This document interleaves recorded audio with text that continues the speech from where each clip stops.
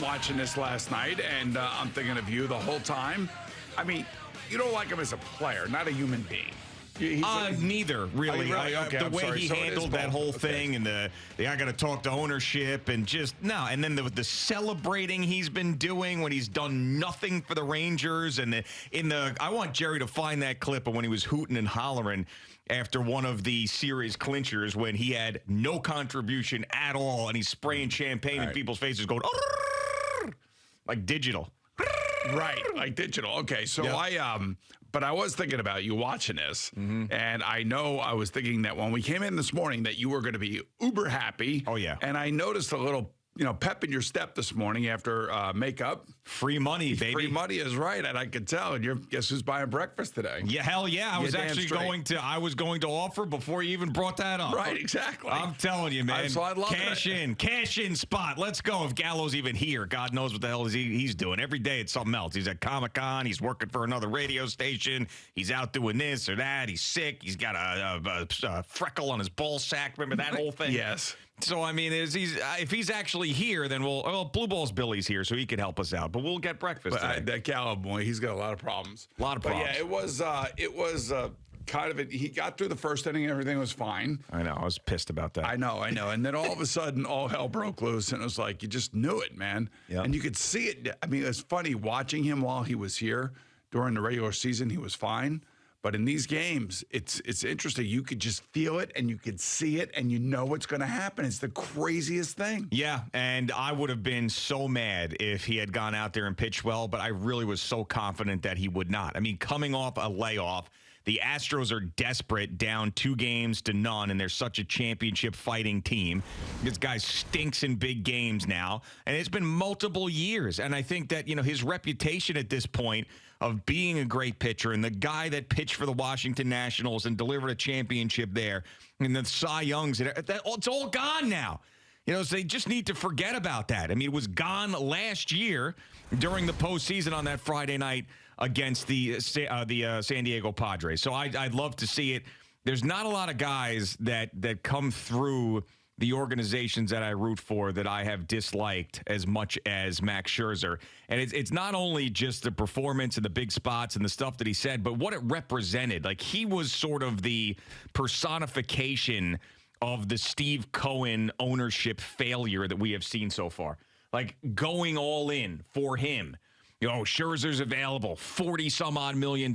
Let's go get him. The press conference he has with Scott Boras sitting next to him, and the only reason I'm here is Steve, and then him bitching and moaning about the team trading away David Robertson. Like, he was a personification of the sinking Mets ship. So to see him fail elsewhere, I'm sorry. I mean, it is pure schadenfreude for me. I loved it. And it was lucrative. But it's like 4 years in a row for him, too, by the way, when you think about it, because when he was with the Dodgers, he basically was, not available. Yeah, that's right. He had his dead arm.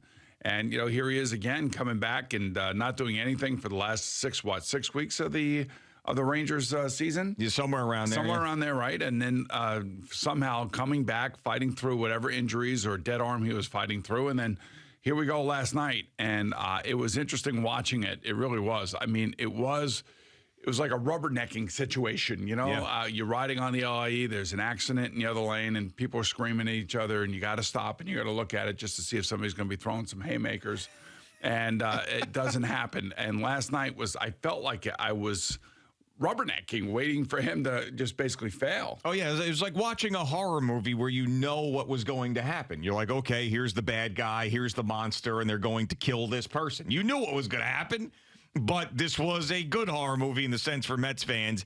And if I'm a Rangers fan, too, I'm like, you can't throw that guy back out there. Come on. We were rolling, absolutely rolling until he took the mound. So I hope he gets another start, because that'll be more free money for all of us that knew it was going to go the way that it did last night. And it feels good, man, to be. I got to tell you, last night was one of the first times in a long time I felt like really good about something in sports. I knew it. I could just see it. I could see it in you this morning. I just felt. I don't know what it was. I when I got here, I was like, G's going to be in a good mood this morning. I just have a feeling.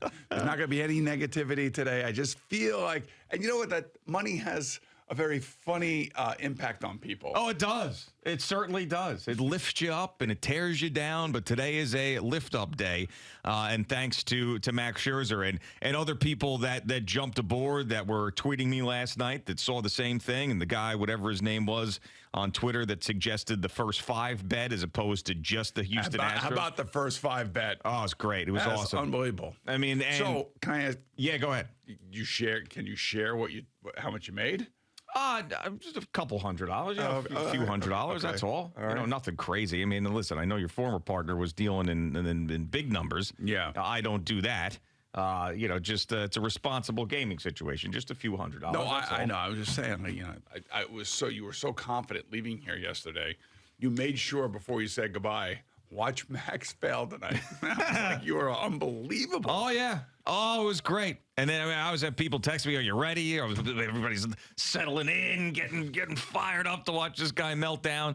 But even if I hadn't made money, I would have enjoyed it. It was just like the extra cherry on top of it all. It's been so rough. Like this was the best I'd felt about the Mets since they.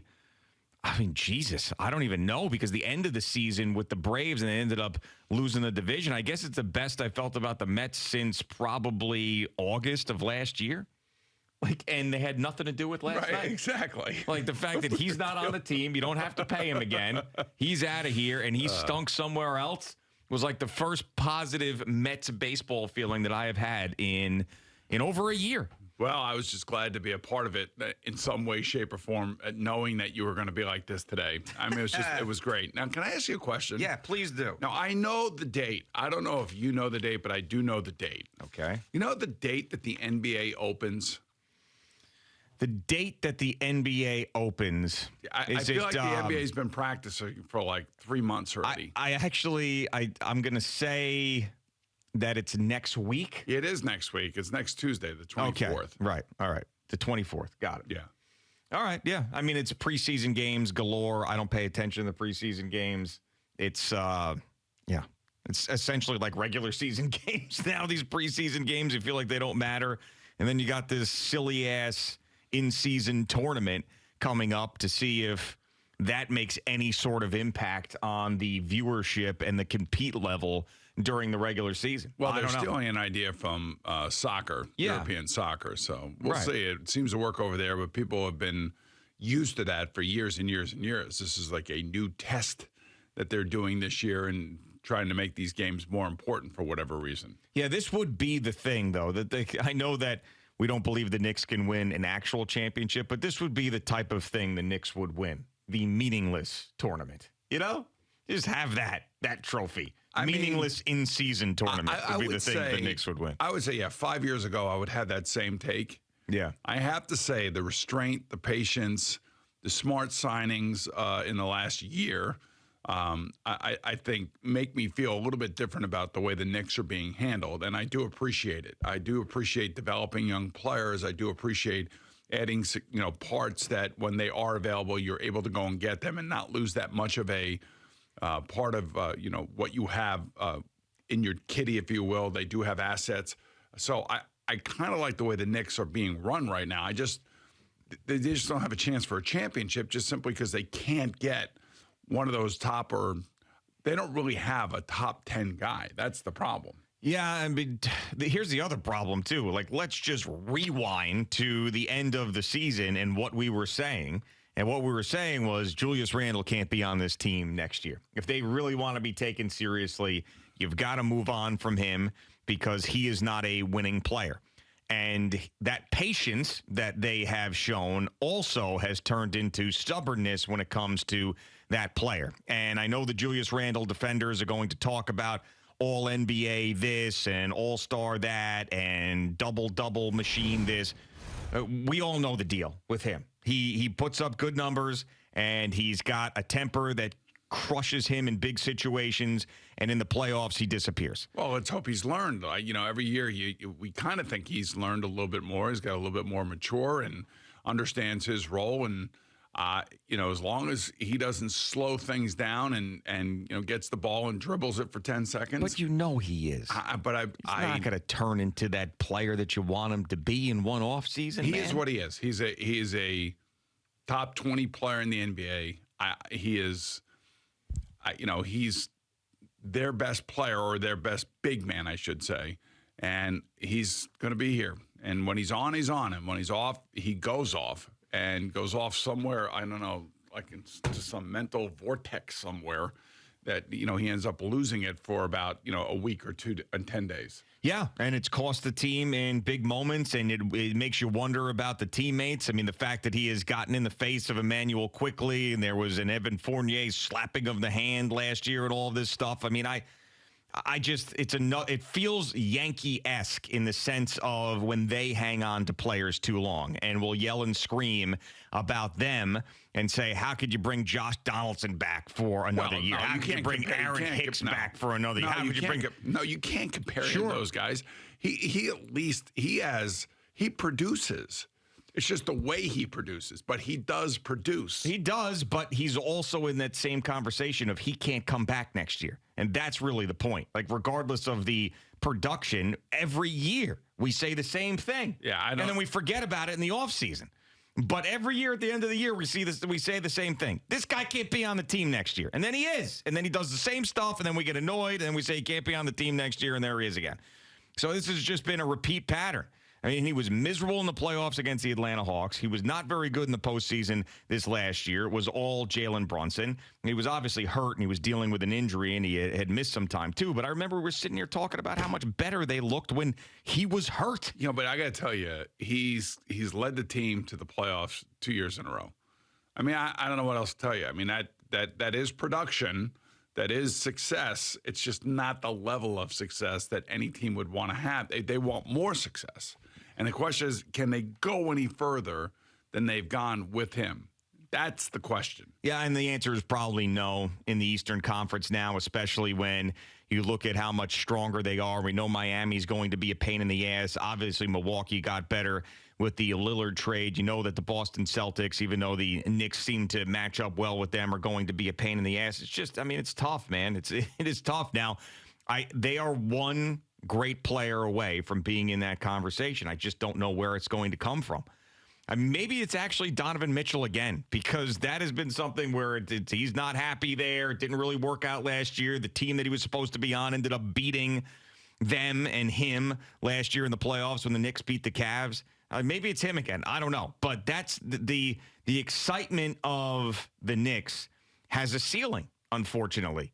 And I know that they're going to be pretty good, and I know they're going to give us some moments and make the playoffs, but they're just going to run into one of those teams and lose again. So I don't want to, but we're going to have fun watching them, and Jalen Brunson is great, and we're going to like this team.